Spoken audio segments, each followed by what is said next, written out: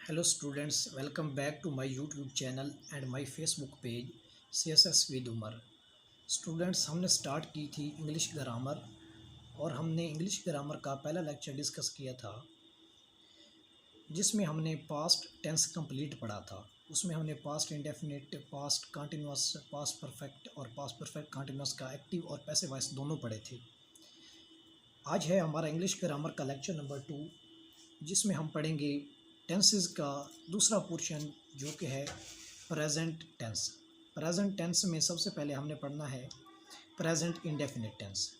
सबसे पहले present indefinite tense की पहचान क्या है कि उर्दू फ़िक्रे के आखिर में अगर ता है, ती है, ते हैं वगैरह आए तो वो जो हमारे पास सेंटेंस होगा वो होगा प्रेजेंट इंडेफिनिट। स्टूडेंट्स, उर्दू पहचान पढ़ाने का फ़ायदा ये है क्योंकि सीएसएस में हमारे पास 10 नंबर का उर्दू से इंग्लिश ट्रांसलेशन आती है और बहुत से स्टूडेंट्स को ये भी पता नहीं होता कि ये टेंस कौन सा है, प्रेजेंट का है, पास्ट का है या फ्यूचर का है। अगर प्रेजेंट का है तो प्रेजेंट के कौन से टेंस का है, पास्ट का है तो पास्ट के कौन से टेंस का है और फ्यूचर का है तो फ्यूचर के कौन से टेंस का है। और दूसरी बात, स्टूडेंट्स को ये पता नहीं चलता कि आया ये एक्टिव वॉइस है या पैसिव वॉइस है। तो उर्दू ट्रांसलेशन या उर्दू पहचान पढ़ाने का फ़ायदा यही है कि आपको पहचान हो कि टेंस कौन सा है। सो प्रेजेंट इंडेफिनिट का जो टेंस होगा उसके एंड में आएगा ता है, ती है, ते हैं वगैरह। और इसका सेंटेंस स्ट्रक्चर क्या होगा, सिंटेक्स हमारे पास होगा सब्जेक्ट प्लस वर्ब और उसके बाद हमारे पास होगा ऑब्जेक्ट। अब हमारे पास अगर सब्जेक्ट सिंगुलर है, ही, शी, इट या कोई भी नेम है तो उसके साथ हम वर्ब की पहली फॉर्म और उसके साथ एस या ई एस का इजाफा करते हैं और उसके बाद ऑब्जेक्ट लगाते हैं। लेकिन अगर हमारे पास सब्जेक्ट प्लूरल है या आई है तो हम आई, वी, दे या यू के साथ ओनली वर्ब की फर्स्ट फॉर्म लगाते हैं, उसके साथ एस या ई एस का इजाफा नहीं करते और एंड में ऑब्जेक्ट लगाते हैं। आइए कुछ एग्जाम्पल पढ़ते हैं। असलम ईद पर नए कपड़े खरीदता है, ठीक है। Aslam buys new clothes on Eid, ठीक है। अब असलम सिंगुलर है तो इसीलिए खरीदना की जो पहली फॉर्म होती है वो बाय होती है और उसके साथ हमने एस लगाया क्योंकि असलम हमारे पास क्या था, सिंगुलर था। नेक्स्ट हमारे पास सेंटेंस जो है वो है तुम झूठे बहाने बनाते हो। अब ये जो तुम है ये सिंगुलर में नहीं आता। हमने पढ़ा है कि अगर यू होगा तो उसके साथ वर्ब की ओनली फर्स्ट फॉर्म लगाएंगे तो यू मेक लेम एक्सक्यूजेस, इसकी ट्रांसलेशन ये होगी, ये इसकी इंग्लिश ट्रांसलेशन ये होगी। स्टूडेंट्स, प्रेजेंट इंडेफिनिट की एक और भी पहचान है, वो ये है कि ऐसा टेंस जो किसी की शौक़ या किसी की मजबूरी को ज़ाहिर करे या किसी की हैबिट को ज़ाहिर करे उसको हम प्रेजेंट इंडेफिनिट बोलते हैं, ठीक है। अभी हम एक सेंटेंस पढ़ते हैं कि हम रोज़ाना स्कूल जाते हैं। अभी ये हमारी हैबिट है, आप कल भी स्कूल गए थे, हम आज भी स्कूल जाएंगे और हम कल भी स्कूल जाएंगे। ऐसा टेंस जो हमारी हैबिट को, जो हमारी ईगरनेस को या हमारी किसी भी मजबूरी को शो करे वो भी प्रेजेंट इंडेफिनिट में आता है। अब प्रेजेंट इंडेफिनिट का पैसिव वॉइस कैसे बनाते हैं। पैसिव वॉइस के लिए सबसे पहले जो हमारे पास ऑब्जेक्ट है वो लिखते हैं, उसके बाद इज़, एम, आर, उसके बाद थर्ड फॉर्म और उसके बाद सब्जेक्ट अगर है, सब्जेक्ट की ऑब्जेक्टिव केस लगाएंगे। ये लगाना ज़रूरी नहीं है, अगर आप लगा दें तो कोई मसला नहीं है, वरना ज़्यादा ग्रामरियन ये लगाते नहीं हैं, सब्जेक्ट या ऑब्जेक्टिव केस पैसिव वॉइस में नहीं लगाते, ठीक है। अभी एक सेंटेंस है मुझे इनाम दिया जाता है, ठीक है। I am given a price.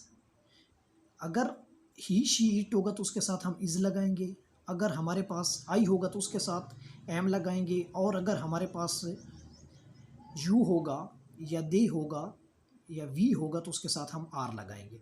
एक और सेंटेंस हम पढ़ते हैं आम मुल्क से बाहर भेजे जाते हैं, ठीक है। इसमें जो आम है वो ऑब्जेक्ट है, ठीक है। Mangoes are exported, mangoes are exported, ठीक है। नेक्स्ट स्टूडेंट्स हम पढ़ते हैं present continuous tense. Present continuous tense की सबसे पहले हम पढ़ेंगे कि इसकी पहचान क्या है।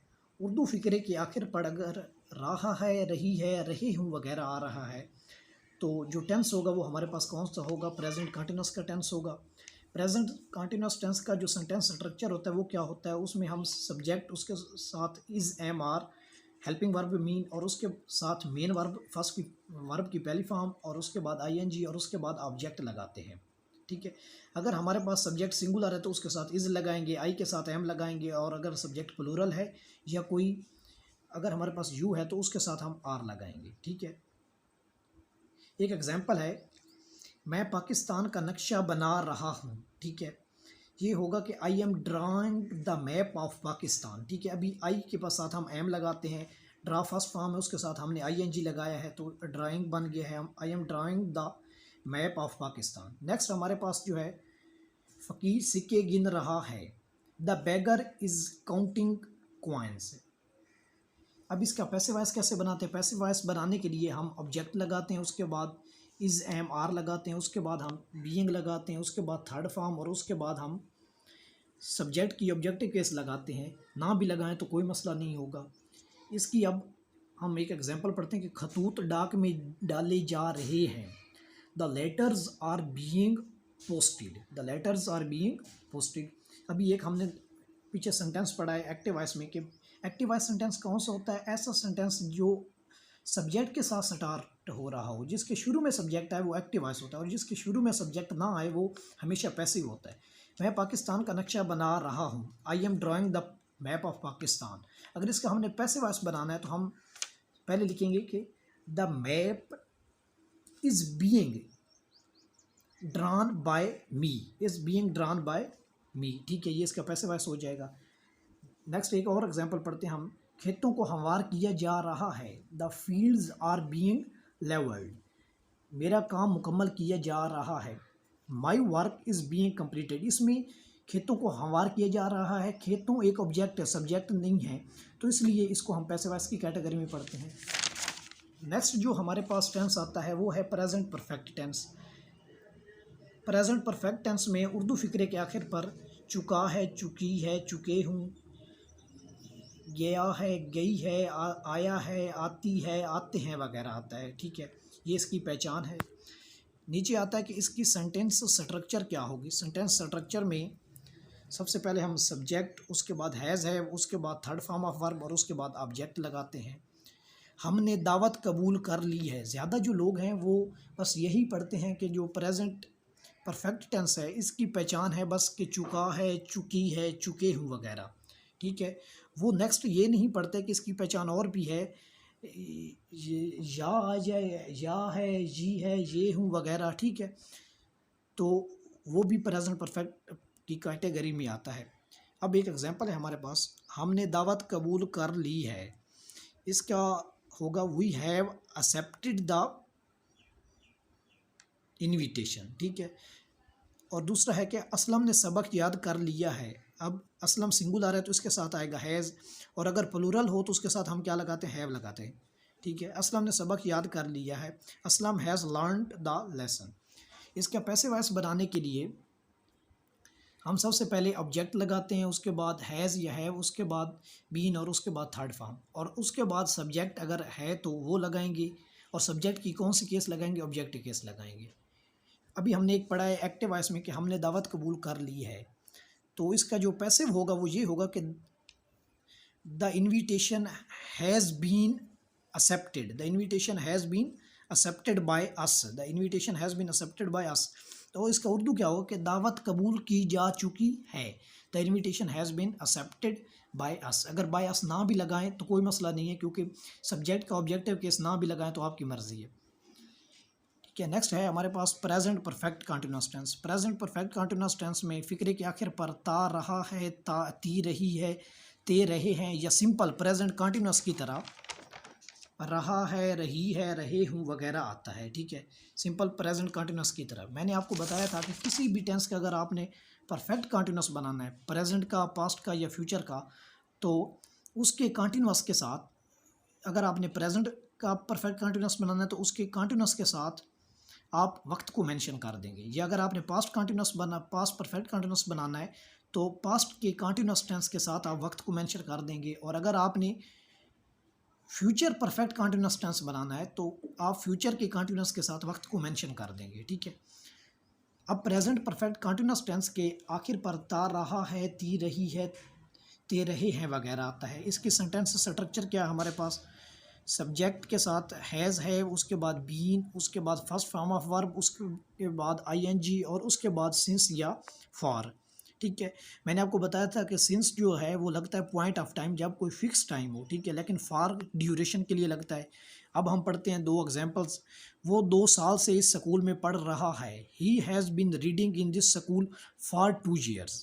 ठीक है, he has been reading in this school for 2 years।